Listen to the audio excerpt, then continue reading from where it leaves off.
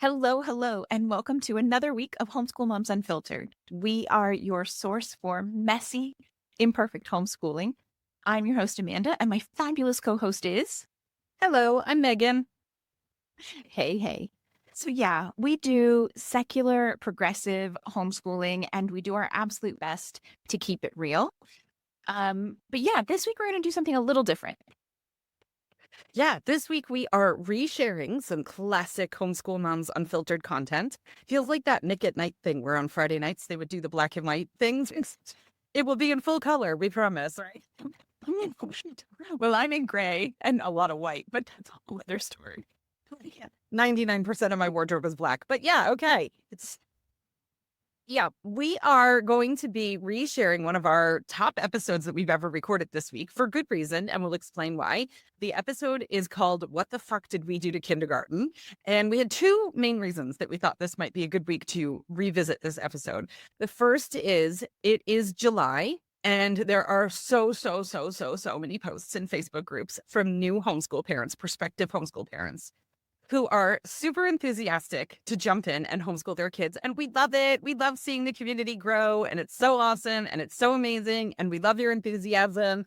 And sometimes you share screenshots that have like giant carts full of curriculum. And we're like, whoa, slow your roll. So we've got a lot of data to help convince you to slow your roll coming up in this week's reshared episode. Yep. That's it. It is. It's great. And homeschooling is so exciting and it's so easy to feel overwhelmed. But for those little ones, it's okay, right? It's okay to slow down. And in fact, listen to this. If you like it, awesome. Fantastic, wonderful. Also, we have this new course. It's called Preschool and Kindergarten Reimagined. It's a super great. I know we put it together, so obviously we're gonna think it's awesome, but it seems I'm impressed with us, right? Like it's one of those things when it's done and you're looking at it and like feeding it into the system, you're like, oh my gosh, like we really did that. This is amazing. So if you just want more information, right, about ways to actually like one, do this, and B, like, oh, I hate when people do that, one and B. Okay, so one and two, right? Okay, two, if you want to be able to like pull up your links and actually like share the stuff instead of just listening to us talk about it, we have all of those resources in the course as well. So absolutely check that out. You'll be able to find it in the show notes and it'll be on our website, it's very hard to find. It's called homeschoolmomsunfiltered.com. And yeah, I'm sure you'll be able to find it lots of places on our social media and other things too. I'm sure we'll link it. Yeah, so it just seemed like a good time of year to revisit this one. It's a super popular episode, and it's just packed with data. So it should be a huge help to all the newbies who are kind of entering the sphere and being like, should I or shouldn't I? So yeah, we've got you. In the meantime, we'll be back on Thursday with brand new book club content. So we will catch you then. But in the meantime, happy homeschooling. Yeah, have a great one.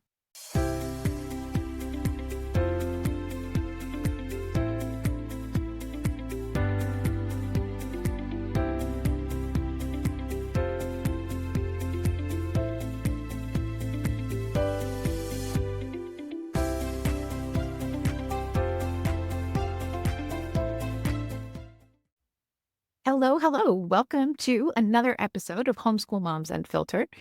I'm your host, Amanda, and my lovely co-host is Megan. So today's topic is, what the fuck did we do to kindergarten? I am so excited for this. Yeah, and if you didn't catch on yet, or this is your first episode, we do occasionally curse. So there you go. I think you probably picked that up with the title. But before we dive in, let's talk about the week. How's your week been, Megan? Got a recap for us? My week's been pretty good. I've got it's busy, but like what else is new? One of my kids is flying home from Kansas today. I haven't seen her in 10 days, so I'm super excited. She's 15. She's been interning at a conference in Kansas for the last 10 days. Just living her best life. I mean, one night I waited up for her. I think I was chatting with Amanda that night, actually. And it was like 1:30 in the morning here and 1:30 in the morning here. So 12:30 in the morning. And she was answering my text the whole time. And she was in the hotel. She was in the lobby. I knew who she was with. She was hanging out with other weaving nerds, but I was just like, oh my gosh, I cannot go to sleep until I know she's safely back in her room. I'm so tired. I want to go to bed. But this conference only happens every 2 years. And there's really not a lot of time for community of weavers to get together like this other than that. So she's had the time of her life. She's going to come home equal parts over the moon excited and beyond exhausted. So that's that. So she'll be home today. It's my kiddos. Yesterday was actually my kiddo's half birthday, but he plays Pokemon late on Tuesday night. So we're having a half a cake tonight. And I finished a book this week and I'm a little bit unsure what to do with my life now. Do you have that happen sometimes when you finish a book, Amanda? Like, Yeah. Or a series, especially. I really struggle when I finish a series and then I'm like at loose ends trying to find the next one. Yeah. yeah, I finished this book called Our Darkest Hour. And it was a story about this young woman in Italy during World War II. It was amazing. I loved it. I loved it. I loved it. And so then I have a whole to be read list, like so many people. So I just went and picked another title from there and I started it. I didn't even make it 10 minutes. I was driving and listening to it in the car. And I think the author must have been having some sort of competition with himself to see how many pretentious words he could use in a single sentence. And I was like, we're done here. Nope. So now I got to find a new book and I'm really sad about that. But, I'll live. So how's your week going? You know, we're doing all right. We're still traveling. Well, I don't know. The background isn't hugely different unless you see all the other stuff behind me. I'm in a different room once again this week. So just all the things that go along with that and not being in your normal home space. We were in Springfield last weekend. And so I kind of mentioned we were doing some stuff. We did some more museums and things and adventures. And yeah, life's just a little crazy. I'm really looking forward to like finding a day or two to just like read. I have been so busy doing all these other things and handling and dealing with all of these other things and all these different areas of my life that I haven't actually had time to read a pleasure book. And I think since we were on the plane a couple weeks ago now. So I'm, I just need a day. I need a day. Yes. I would love a day. Wouldn't that be great? Yeah, I completely get that. Well, but I'm glad life is not too out of control, right? Just the normal busyness of life, Nope.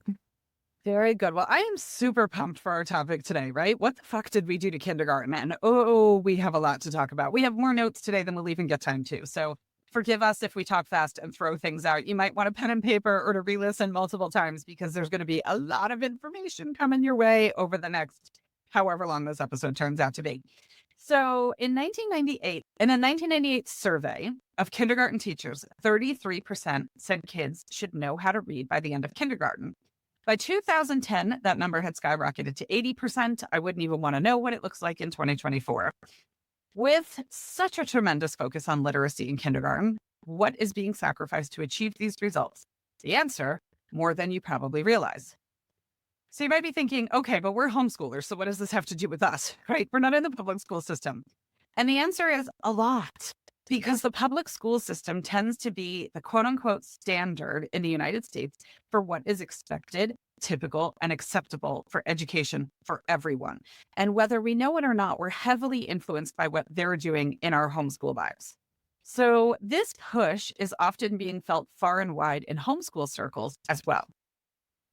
Yeah, it's true. And I mean, in some cases, you have kindergartners who are now having to take standardized tests instead of having the chance to explore art and music and learn through play and hands-on science kind of projects. Fewer and fewer classrooms are doing the, hatch the butterflies and those kinds of fun things that they were doing in kindergarten. And so how do we as homeschoolers resist being swept up in this tidal wave of pushing our 5-year-olds to meet these arbitrary expectations? So we have mentioned many times before, but it bears repeating. We recognize the endless hard work and sacrifices that teachers pour into their students, right? We absolutely realize that they are under huge pressure from their administration and district to produce. And they're in essence caught up in this tidal wave as well, right? Like this is not a teachers are doing a bad job. And the system is broken. That's a huge part of why we're not in the system in that way anymore. And so we just want to make sure that we put that out there. For sure. We are 100% pro teacher and thinking more systemic change than individual. Obviously, individuals can drive change, but it's not the core root of the issue is not the individual, it's the system itself. So, as I mentioned, we have a lot to talk about today. So, I'm going to do our sponsor plug really quick because I'm excited to talk about kindergarten. So, we want to thank our premier sponsor, Hub of Curiosity. They offer a wide range of secular and inclusive classes throughout school, everything from Lego math to filmmaking, incredible STEM classes. Our listeners get a coupon for $15 off their Hub of Curiosity class using the code of CURE115. OFCUR 115. Whew, got it done quick. So let's dive in. All right. Our first talking point for today is this 1950s report card that we'll post on our social channels and all of that if you want to scroll back and find it, or you can DM us at some point and we'll be happy to send it to you. But if you Google 1950s report card and look at the images, you'll have a variety of samples of report cards from the 1950s. This is Margaret Bramer, and her report card was issued on June 25th, 1954. I love that she's famous on the internet now. And some of the things that are written on her report card with just handwritten check marks next to them are, I know all the colors. I know my right hand, my address, my father's name, the days of the week. The four seasons. I can tell the difference between nickels, dimes, pennies, quarters, etc. I can read my name, write my name. I can tell a rhyme. I can listen nicely to stories. I can skip. What else? I can color. I can paint. Now, you notice it doesn't say color well or color a Monet. It just says I can do these things. I can cut with scissors. I have experience cooking, which is like great. Sewing. And then as far as personal habits, that you can tie shoes, that you're polite, that you can take turns, that you eat nicely. And this is the entirety of what kindergartners were being graded on in the 1950s. There's one aspect on here too that I love because it just says on the report card, I can count to, and then the teacher hand wrote in the number that little Margaret could count to. And I loved that because it wasn't like they have to be able to count to 100. And if they can't, they're going to get an X, or they're going to get a needs improvement or a deficiency mark there. It's just gauging how high Margaret can count. And if that answer was 22 or 79 or 155, the teacher would write it in. It's not being gauged against the standard. It's just a measurement. It's a checkpoint, which I absolutely loved. Had you seen this floating around the internet before, Amanda, before we started researching for this? I had not looked at this one specifically. With the numbers, it makes me wonder, because I know when I was in kindergarten back in 1985, well before, right, Common Core and No Child Left Behind, right? It was all decades before all of that. We had to know how to count to 100 at the end of kindergarten. And I remember that very clearly because you got a bottle of soda, you got a bottle of Coke once you actually hit 100. And that was like the big thing, right? Everyone waited to get their bottle of Coke that they got to drink in the kindergarten classroom, which would never fly these days. Or Never. Michelle Obama is angrily shaking her fist at school nutrition. Well, I mean, I can't imagine a teacher willingly being like, here, drink all of this caffeine, and then let's try to, every one of the kids gets one on a different day. So every day you've got a different kid who's just absolutely destroying the classroom. It'd be a great early indicator for ADHD, though. See what will chill out after the Coke and which ones are around. Yeah. Really? Note that on the report card. Gosh. So yeah, I hadn't seen this, but I will say I do actually really like the fact that it's just yes or no, right? Like even in kindergarten, because we were in a standard school and we do technically get report cards. I don't actually really look at them, but we do technically get a report card from our oversight school. And, it's the needs improvement, like where they're expected to be, above standard. And at the beginning of the year, you can't be above standard on everything because that's not how report cards are allowed to be, right? They have to show improvement throughout the year. So it has to look bad in the beginning of the year so it can look good at the end of the year, and like all this kind of jazz and hoopla. And so I do like the fact that it's just like, hey, can you do this? Yes or no? It's not, well, it's not great. It needs improvement. It's just, they're doing it, Yeah. A story. I can skip. Yep. My credit for skipping. I'm good. Yeah. And I mean, if you compare that to the standards that our kindergartners are placed under now, oh my goodness, what a difference between then and now. And if we were seeing decades worth of progress and the fruits of the labor of pushing these 5-year-olds, I'd be like, oh, thank goodness we revised kindergarten. But as we'll talk about more in today's episode, that's actually not technically the case most of the time. Be an interesting conversation. This is one of those things. I'm an academic homeschooler. Megan and I don't exactly see 100% eye to eye on all the things.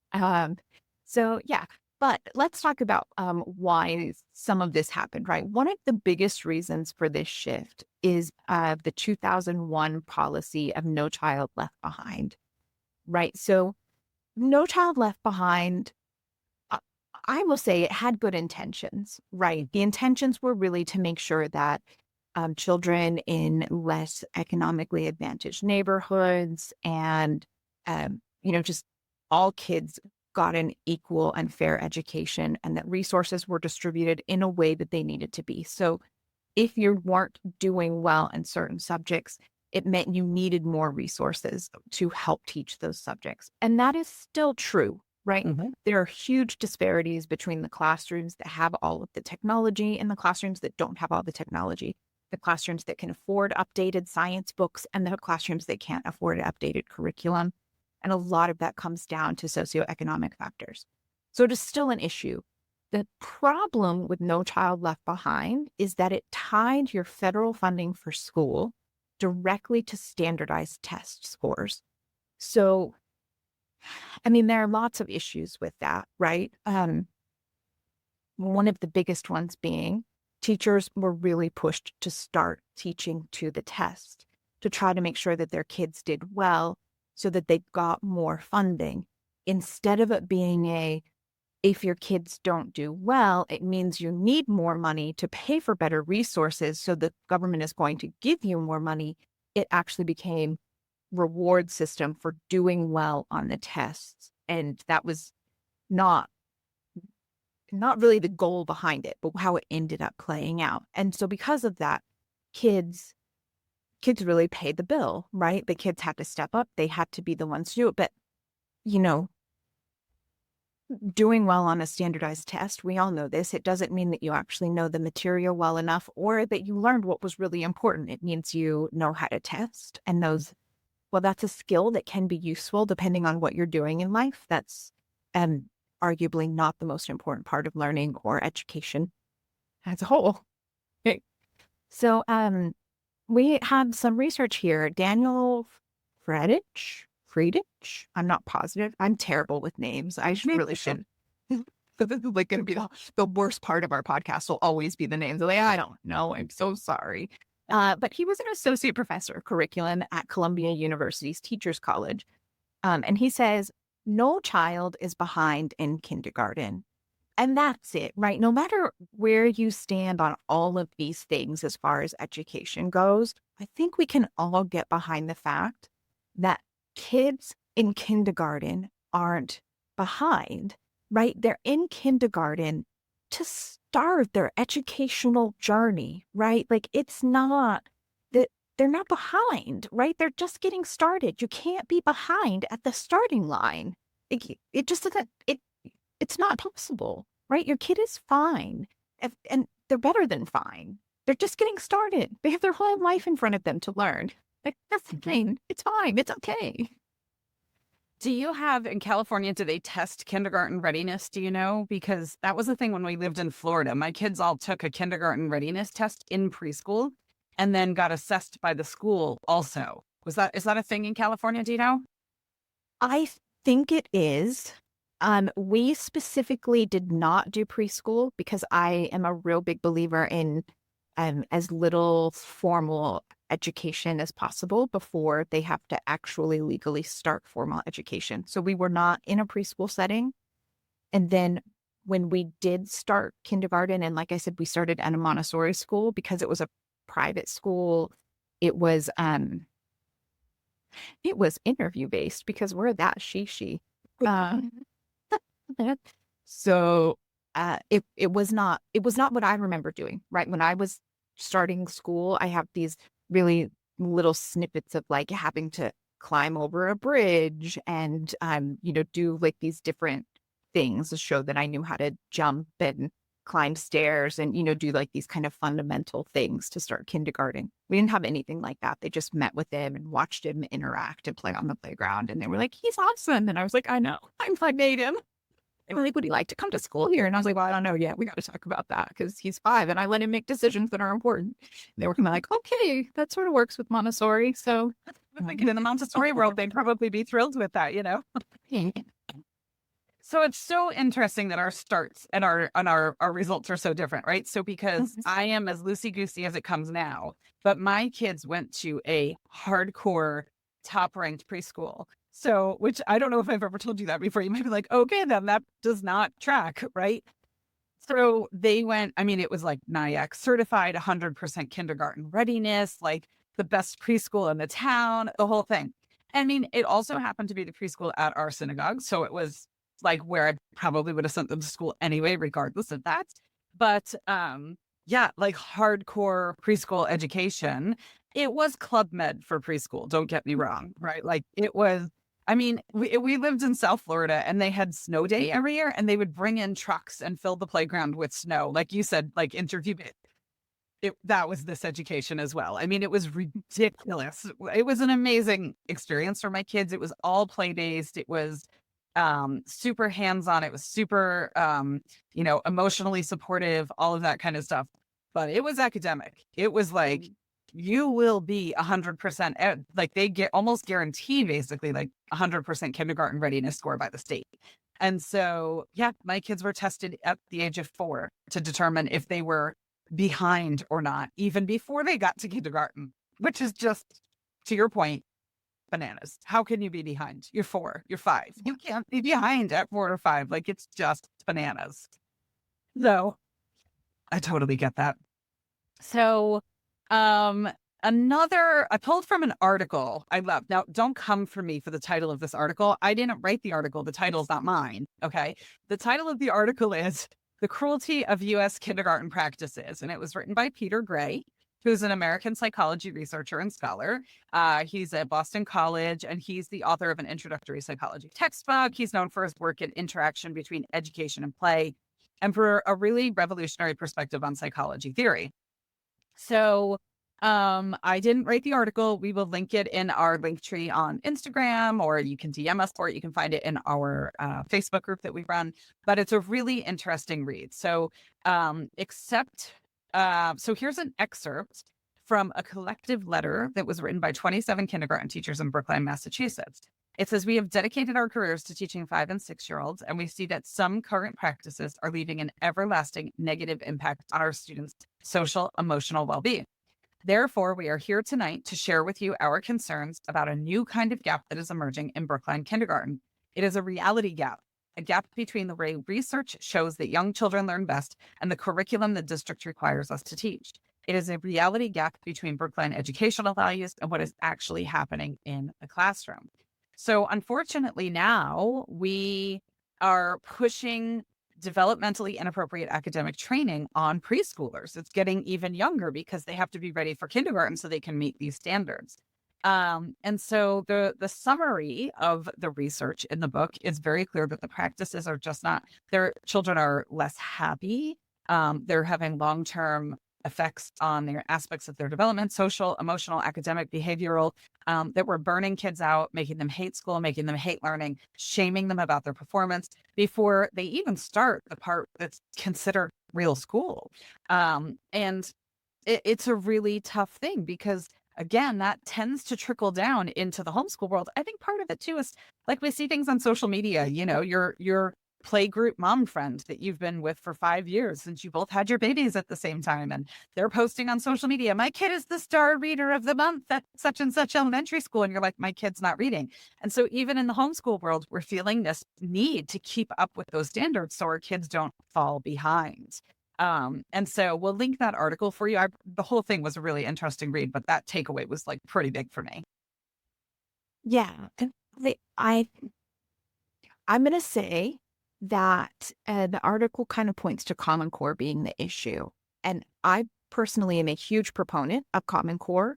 I think it is one of the least understood or most misunderstood ideas in education, especially currently. And we're going to actually I'm going to do some videos in the coming weeks and months breaking down some of these ideas and what they are because it's hard. It's hard to figure out exactly what it is outside of all of the sound bites and the media crap, and actually being able to like research all of the information and understand how it comes together and what it means. So keep an eye out for those, because I do agree that the way Common Core has been implemented in kindergarten isn't working, right? It's not working. I don't necessarily think that Common Core and kindergarten is bad, right? Because you can see in all of the other countries that are doing it so much better that they still have standards and their kids are still learning these same kinds of things for the most part. There might be a few differences, but the kids are learning to read. They just don't say that they're learning to read, but they're teaching them to read. They're teaching them to do numbers and to do writing and things like they're teaching all of those things. They just don't say it the same way and they're not teaching it the same way, and it's working significantly better. And Mhm. again, a lot of that probably comes down to the fact that the US is still really struggling to figure out how to benchmark it and how to actually, we're so hung up on this idea that education now has to fit the corporate model of like, well, we need to be able to, you know, chart our ROI and we need to be able to see that they've hit their benchmarks. And how do we, like, it doesn't, there are other countries that are tracking their educational gains in better ways and having much better educational gains because of it. Right. Right. And so to that point, in 2018, the American Academy of Pediatrics issued a report called The Power of Play. And in it, they stated play is not frivolous. It enhances brain structure and function and promotes executive function. And Peter Gray, in the article that Megan was just talking about, he talks about that, about how children gain confidence from play. Play is so, so important. And it is being written out of all kinds of curriculum, right? And just society in general. We have a costume box. When I was growing up, we had a costume box. And a lot of that came down to the fact that my mom is a great seamstress. And so she made us a lot of great costumes to dress up in and play with. And I made sure that my kiddo had that from a young age. He still has it. He still pulls things out and does, lives in his imaginary world. And he and his dad will put on different costumes and enact different things. And, he's going into 5th grade. But I have worked hard to cultivate that and make sure he understands that that's okay. And the number of people that I see who are, like, well, my kid's starting school, it's time to clean out the room and get rid of the costume box. And it's like, no, 5 is too young to take away the costume box. Like, it is more important than ever that you keep that at home. If your kid is going to be in a traditional public school where play is no longer valued and encouraged, like, you really got to keep that, right? Get rid of the costume box. I know, right?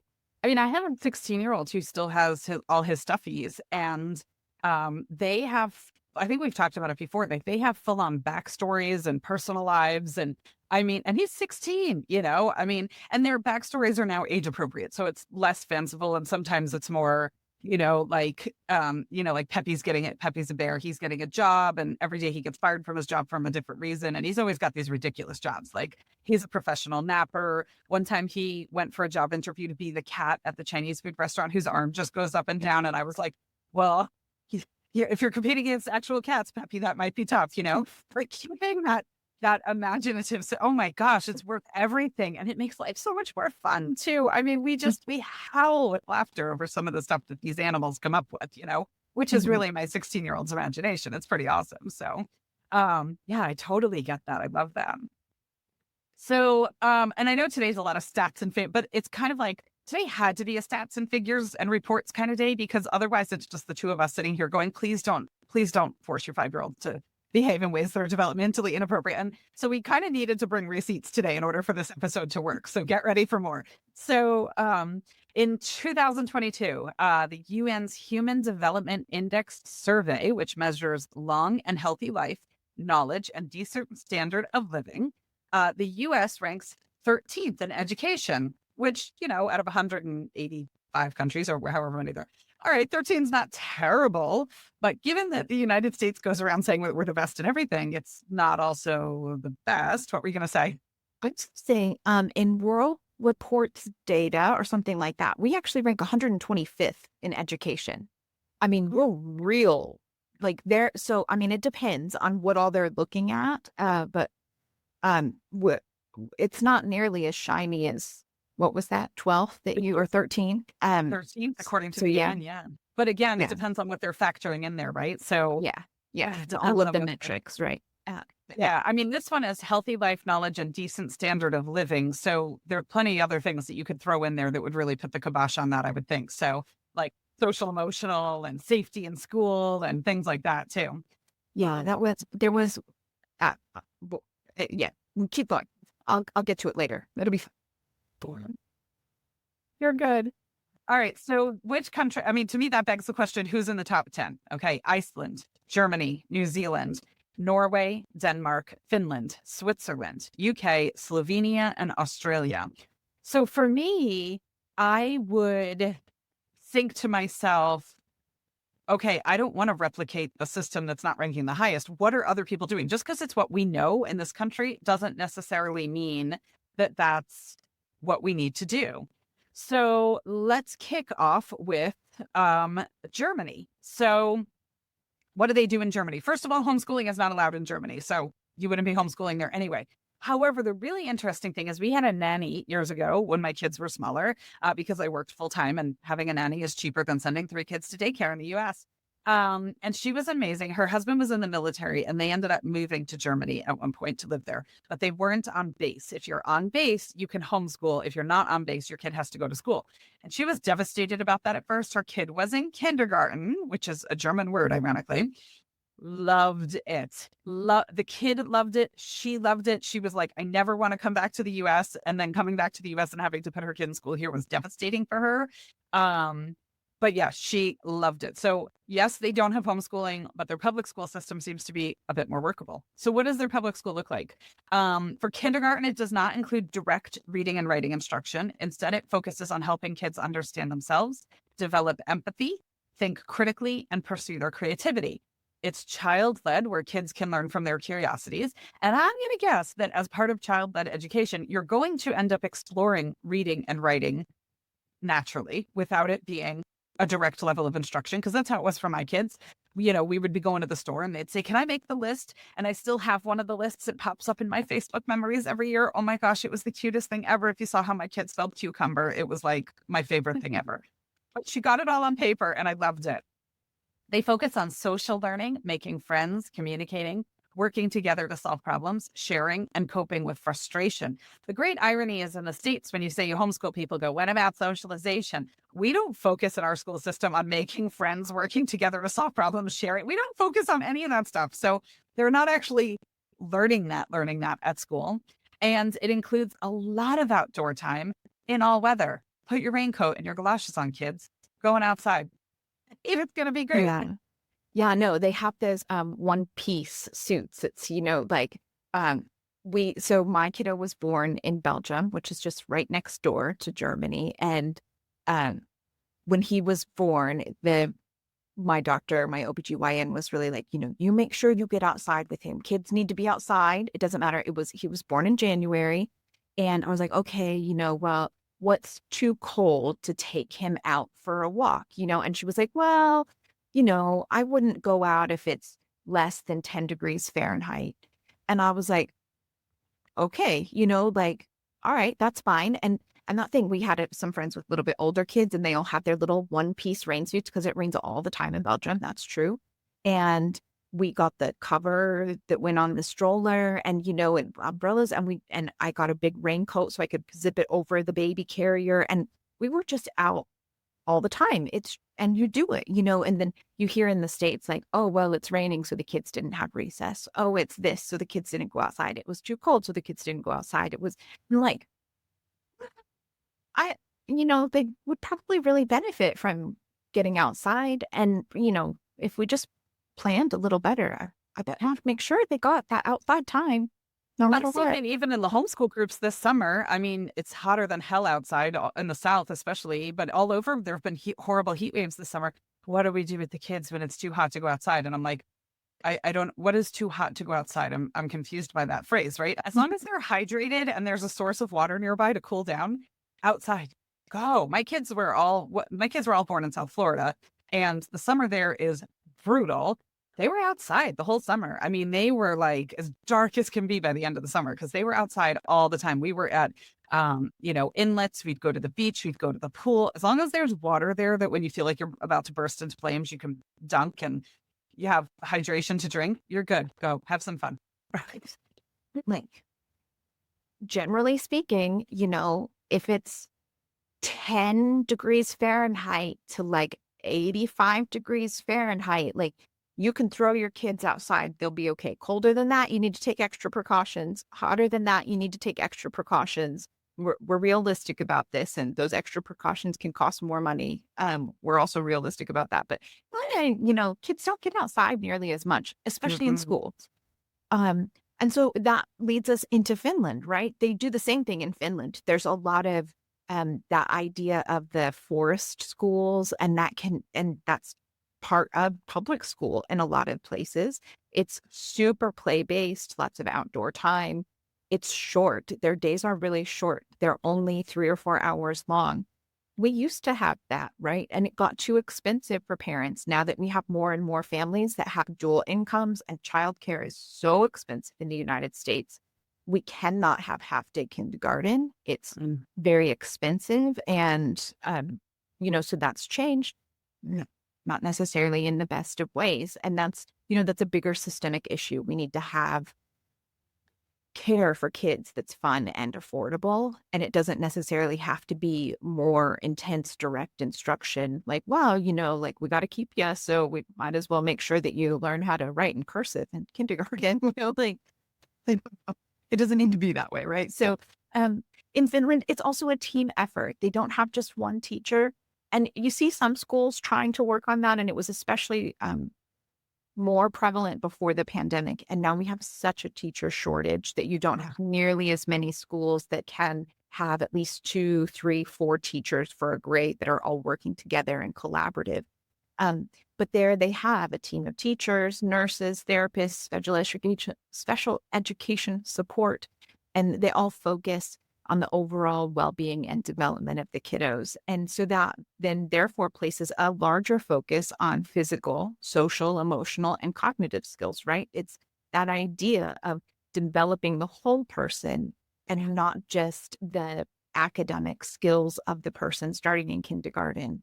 It seeks to instill a love of learning. We've talked about that before, the idea that the teachers care about making sure the kids are passionate and enjoying what they're learning. And that has really gotten lost in the United States. And I think, there are a lot of things that play into that, but it's pretty universally understood that the testing that came with No Child Left Behind is hugely to blame for a lot of that loss of joy in learning and you just have to know this to take this test to pass this test kind of thing. And they're Mhm. not doing that in Finland because in Finland, they have no homework or tests, especially the younger kids, but all the way up, right? And we talked about that as well. Homework there are plenty of studies. We could link tons of studies for you that show homework is not necessary, especially for elementary age and even middle schoolers. Homework is harmful, and at best just unnecessary. And that's how they're doing it in Finland. And then they also have a strong focus on exploring and discussing emotions to build emotional intelligence, right? That EQ is so important. And it has to be developed, nurtured, and we don't do nearly enough of that. I know more and more public schools in the United States are trying to incorporate social emotional learning classes and time, but it's once again a special where they come in once a week, or it's a week-long thing that they do, like a spirit week, but it's social emotional learning week. Like, that's not enough. You work on building intelligence all year long, and then you're like, okay, well, we got to make sure that we do 20 minutes a week of social emotional intelligence. It's not sufficient, right? Um, and the bottom line is in Finland, they do well in all of the scores and the rankings. And a huge part of that is they focus, like you said, the passion, but also the joy of learning. And Mm. I mean, we understand that, right? That's one of the big reasons that we all try to homeschool, is to try to bring that joy and excitement and passion back into the process of actually learning. Mm-hmm. Yeah. In Finland, it's really interesting too, because there's two different types of play. They have spontaneous play and guided play. So spontaneous play is, like Amanda said, they're outside, they're splashing around to the creek. And could you imagine the liability in the United States if you tried to let kindergartners splash around in a creek here?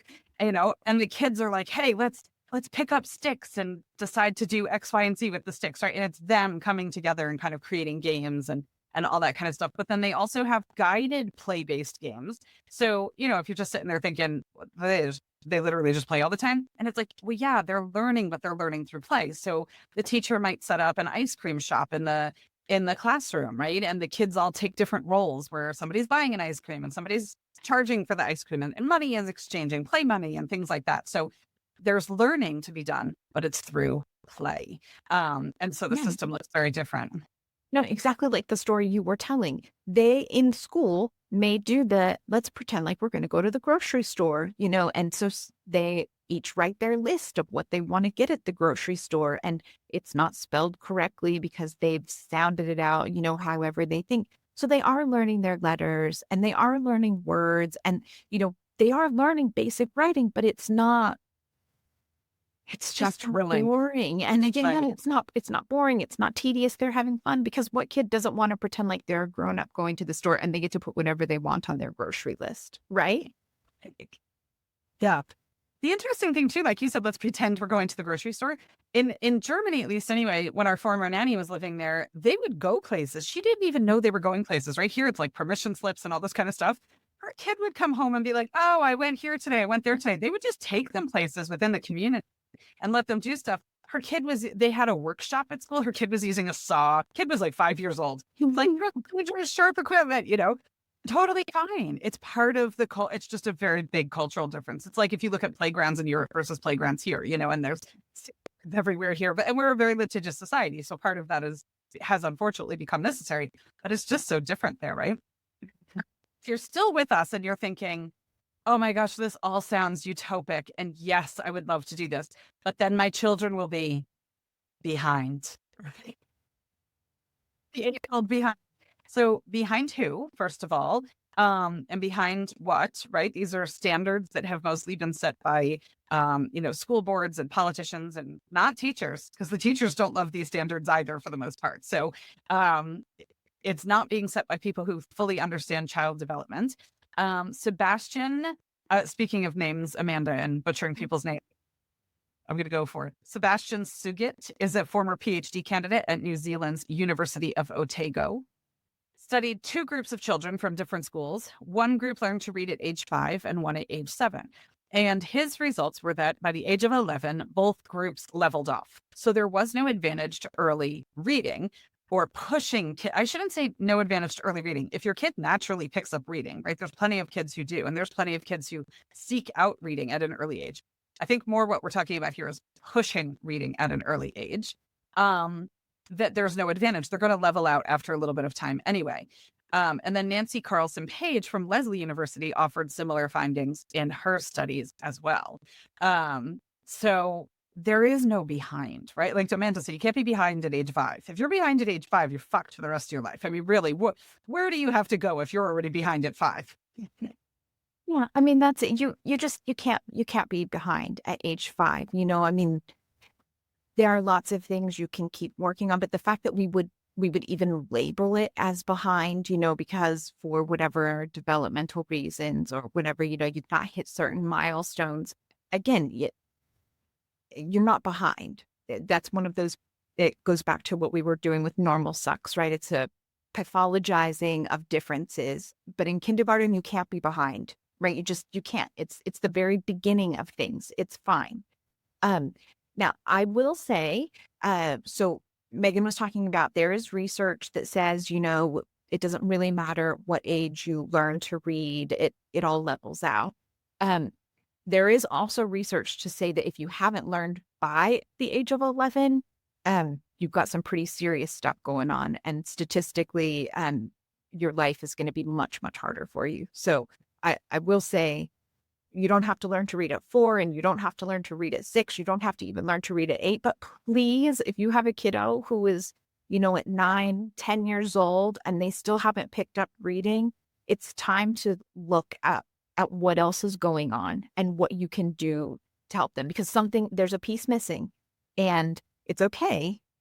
But it's your job as a responsible parent to look into that and figure out what that missing piece is and help them achieve in that area. And what achievement looks like is going to be different for each kid, especially if they've gotten to that point. But don't just leave them to flounder indefinitely. They, by 11, the stories they start telling themselves, and even just the information they have access to, it's really limiting. So let's make sure that kids are able to read at least a basic level by 11. There's my plug. Okay. Yeah, no, I totally agree. I mean, yeah, undiagnosed learning differences, undiagnosed neurodivergence is nothing to be messed around with, right? It doesn't mean your kid is never going to, it just needs, the support structure needs to be different, but you don't necessarily know what type of support structure to build if you don't know what the thing is, right? It's like, shooting in the dark. So yeah, just take the time to figure it out and know that it's okay for them to learn later. But if you leave it too long because you have this idea that, like, well, everyone will teach themselves to read before they graduate high school, like, that's not coming from someone who graduated from a high school with a lot of kids who graduated without being able to read beyond like a 3rd or 4th grade level. Like, that's not ideal, right? And especially as homeschoolers, we can do better. Right? We see this in the public schools. We can do better. And there's no good reason for us not to. So, all right, I'll get off my soapbox there. So we have talked a lot about emotional, neurological, all of the different types of development, but we should also mention physical development. With reading often comes the push for writing, right? Once you start practicing reading, and in kindergarten especially, right, it's all about the tracing the numbers and tracing the letters and starting. Yeah, I know in kindergarten, my kiddo had spelling lists that he was expected to learn each week and do spelling tests, right? But the reality is, so here's another one. We've got Ruth Wales, maybe. Oh, God, we have to be careful about these receipts we bring with all these names. It's like everyone's going to be Smith. You can only cite studies by people from Smith and Brown. Okay. The data is accurate. The pronunciations we make, and claim no accuracy on. Exactly. All right. So Ruth is a school improvement advisor from the UK. And she notes that children's hands undergo a transformation between the ages of 6 and 8, where physiologically the cartilage becomes bone. And pushing them to write earlier won't make that bone grow any faster. And it's kind of one of those things, it's silly to say, but sometimes you need to be reminded. Like, their hands just don't work.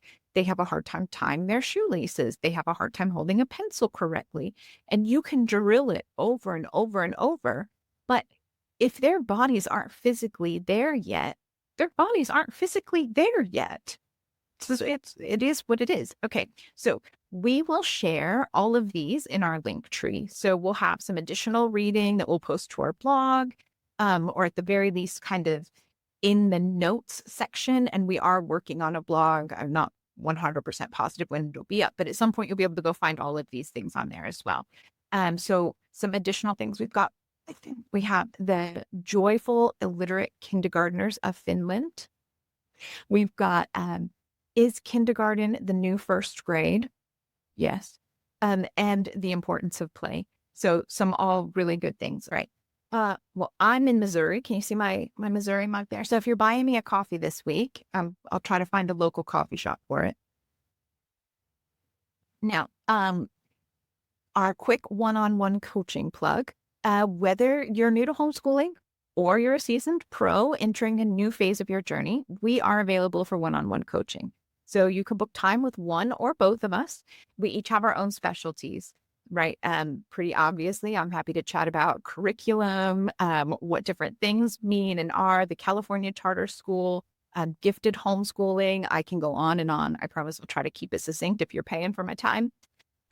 Megan is a great resource for all things unschooling. She is great at helping with transcripts. If that's something that you're thinking you need to do, you need some help with that. And she's also really good on early college and that kind of idea of, is my 16-year-old ready to start taking community college classes or to move directly into community college? And what does that look like for you? Megan is perfect for talking to you about that. So there's a link in the description below. And also on our Instagram bio, we have one of those linked trees and it's in there with everything else. So feel free to book a session with us. It's really easy. You can do it all online. You don't actually have to call us or anything. I'm so much better about booking things when I don't actually have to call someone. Like if I just click a button and I get like a confirmation email, I'm set. Done. Seriously, like sometimes I don't settle in to do that stuff until I'm like doom scrolling on my phone at 1 a.m. and I'm kind of like, oh no, I forgot it. And then at that rate, it's too late to do it. So I can do it online. I'm game. I can take care of it and love. We'd also love to invite you to come and hang out with us in between episodes. We host a Facebook group, unsurprisingly called Homeschool Moms Unfiltered, where we chat homeschooling and life, but also just have some fun. So come join us. The more the merrier. Bring a friend. It's a lovely, secular, progressive community where homeschoolers can make some friends and have some fun. So come join us. Homeschool Moms Unfiltered. Yeah, it's fun. It's that thing, right? Like we do talk education a lot, but then just earlier this week, our most popular thread was one of those predictive text. I am this, and so therefore I am this kind of thing. Like just we're good people. As long as you're good people and you're kind, come hang out with us. If you're not good people, go somewhere else. Jason, thank you. Exactly. Well, it is time for a recommended resource this week, so let's check it out. Recommended resources. Do you need more homeschool supplies? No. Are you going to want these anyway? Absolutely. I feel like the talk of this is really big right now because it's the time of year where there's tax-free incentives and also Prime Day. And like every group is like, what should I buy? What should I buy? And I'm like, if you don't even need something and you're just looking for stuff to buy, you don't need more stuff, right? So today's recommended resource is pretty cool because it's not a tangible item, but rather a human resource, which is pretty awesome. So what do you have for us, Amanda? That's it. It's not something else to put in your home. So thank goodness for that. I got sucked into Prime Day. I won't even pretend like I didn't. Okay, so in any event, I did mention previously that my kiddo had started a Hub of Curiosity class, and it is it's a disassembly club where they learn how to take things apart and figure out how they work, and they have a grown-up who actually knows what all of those pieces are and helps talk through. Like, so when my kiddo did it, he was like, "There's this water inside. There's a yellow fluid, and what is it?" And I'm like, "I do not know. You have someone on the screen. Ask him. Like, he will be able to." I don't know what. Don't get it on the table in case it's like something, maybe don't touch it with your fingers in case it's acid. I don't know.